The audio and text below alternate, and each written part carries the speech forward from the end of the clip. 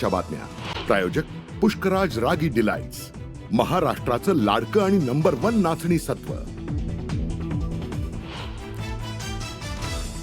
कुणाल कामराने शिवसेनेला पुन्हा डिवचलं. शिवसैनिकांनी स्टुडिओच्या केलेल्या तोडफोडीवरती नवं गाणं केलं पोस्ट.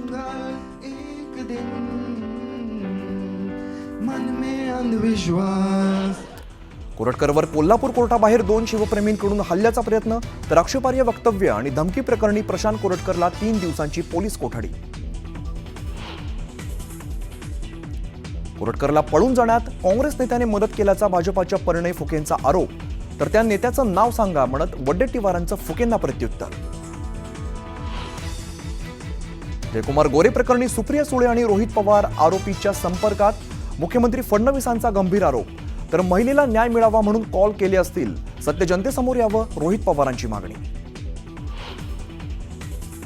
अर्थसंकल्पीय अधिवेशनाचा उद्या शेवटचा दिवस. शेवटच्या दिवशी विरोधी पक्षनेत्याची निवड होण्याची शक्यता नाही. दोन्ही सभागृहात विरोधकांची टीका. नेपाळी महाराष्ट्रात फिरतोय आणि त्याला असं वाटतं त्याच्यामुळे हिंदू धर्म टिकलाय. अनिल परबांचं नाव न घेता विधान परिषदेत हल्लाबोल. बाजूला बसलेले उद्धव ठाकरेही गालातल्या गालात हसले.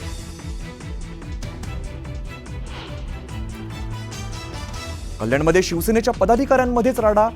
कोळसेवाडी पोलीस स्टेशनमध्ये सेनेचे पदाधिकारी भिडले. प्रभागात पाणी प्रश्नावरून झाला वाद.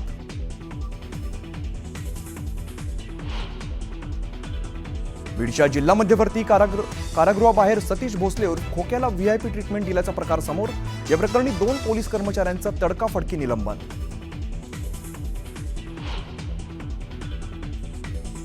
तुळजाभवानी देवीच्या गाभारा पाहणीसाठी पुरातत्व खात्याला बोलावण्यावरून वाद.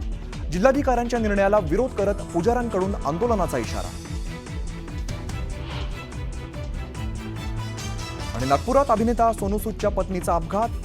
सोनूच्या पत्नीसोबत वहिनी आणि इतर नातेवाईक जखमी. कारमधील एअरबॅग उघडल्यामुळे मोठा अनर्थ टळला.